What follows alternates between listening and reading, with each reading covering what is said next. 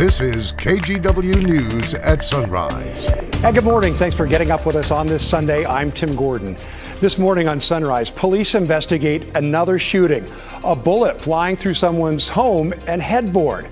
Plus, it's a big day for kids. We're hearing from doctors about staying healthy and having fun on Halloween. And with that in mind, let's check in with Keely Chalmers for a quick look at trick-or-treating forecast. Keely? Hey, good morning, Tim. Yeah, shaping up to be a fantastic Halloween day and evening. A few showers out there right now, but mainly in the southern part of the state. We're going to experience clear skies, some breezy conditions as we head into the evening. But hey, it is going to be dry and not that chilly. Let's take a look outside right now. This is downtown Portland.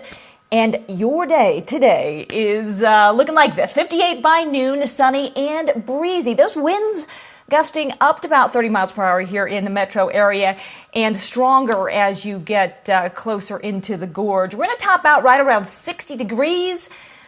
For trick-or-treating, we're looking at temperatures in the upper 40s and low 50s. So a little chilly out there, a little bit breezy. But hey, Tim, it's going to be dry. That's good news. Yeah, for sure, Keely. Thanks so much. We'll see you soon. Well, a man is dead after being hit by a car in southeast Portland. You can see the scene at 29th and Powell. Police got the call shortly before 10 last night, and when they got there, they found a man down on the roadway. He was rushed to a hospital, but he didn't make it. The driver of an SUV that police say hit that man stayed at the scene after the crash. Investigators closed southeast Powell to investigate how that happened. Well, a Portland man narrowly escapes serious injury after bullets flew into his bedroom. Police don't think he was the target, but he was still put in big danger. As Art Edwards reports, they're still looking for who did it. A chaotic scene played out early Saturday morning on Southeast Powell and 131st. Police officers swarmed the area after gunshots hit a house. A bullet grazed the shoulder of a man while he slept inside. Portland police released pictures of a bullet hole through the wall and also one into the headboard of the bed the man was in. He was not seriously injured and didn't need any medical attention.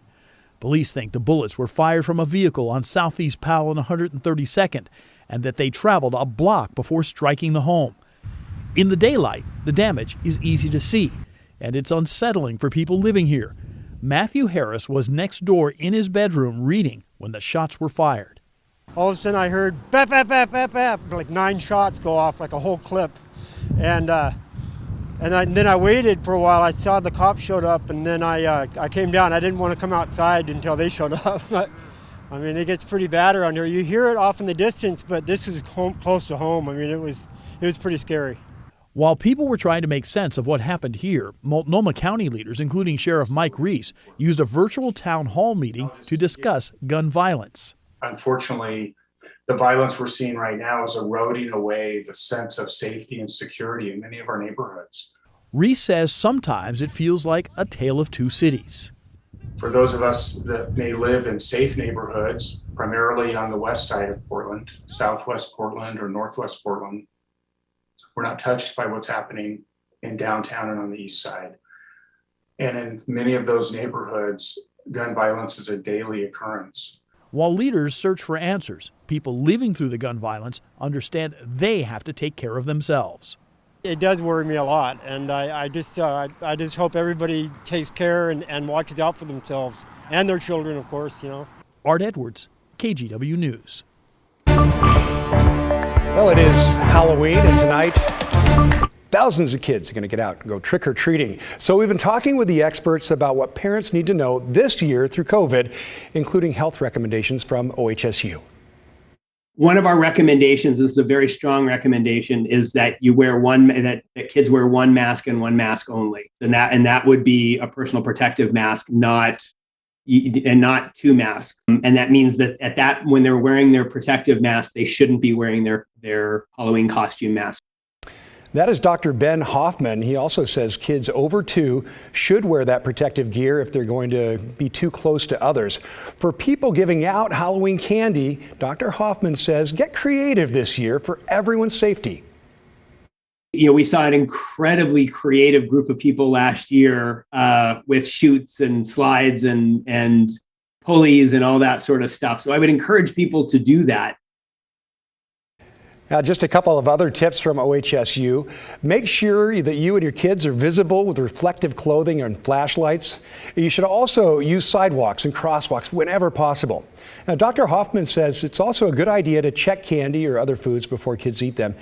And you may not have thought of this, but if you have THC products or other drugs, especially those that look like candy, lock them away so they're not accidentally mixed up with the real candy.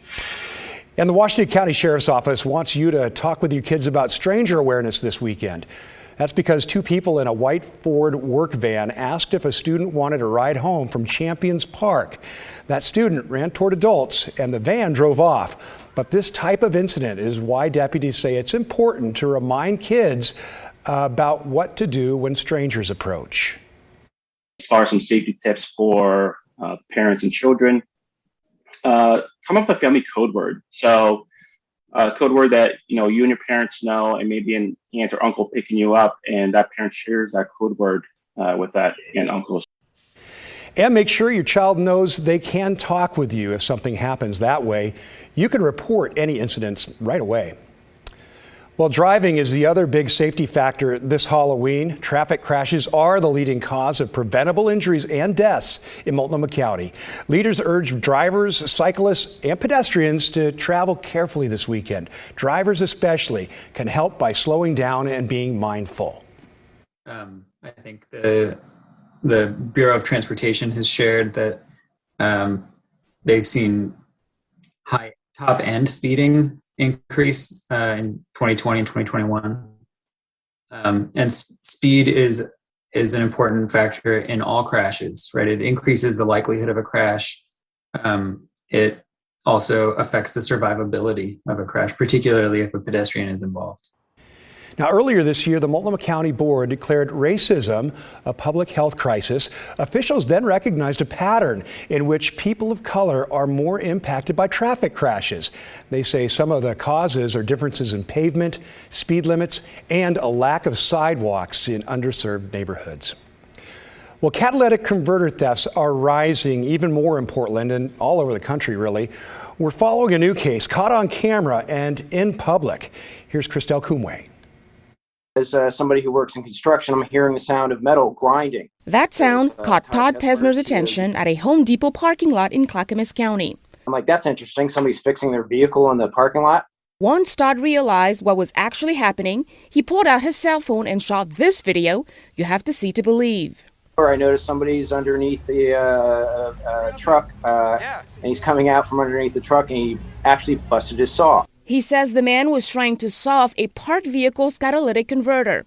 From the video, it appears the man took off without the part, but with a saw in hand.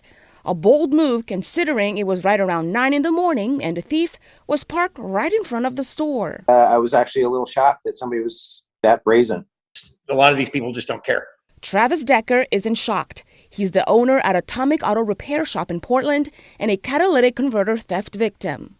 Somebody cut through the fence and stole the one off my personal car, which was at our shop, stole them off numerous customer vehicles. The expensive part of the exhaust system contains several precious metals that can sell for thousands by the ounce, which makes the stolen part valuable. Thieves around the country and the world have caught on stealing catalytic converters and selling them for scrap. Decker says catalytic converter shields like this one can be installed as protection, with prices ranging from $200 to $500. None of these are a perfect solution. All we're trying to do is deter the theft and make it less easy so that it takes a little bit longer. The biggest thing people can do is make sure that they have a low comprehensive insurance deductible so that when this happens, if it does happen, they don't get hit with $1,000. What are you up to? Todd posted his video to social media and garnered tens of thousands of views. Honestly, if nothing ever happens to this guy, at least people are talking about it. Got it. Gresham police say they've arrested the man seen in the video trying to steal the catalytic converter. Earlier this year, Oregon lawmakers passed a bill that would ensure scrap metal businesses only buy or receive catalytic converters from commercial sellers, not thieves. Governor Kate Brown signed the bill, which will take effect in January 2022.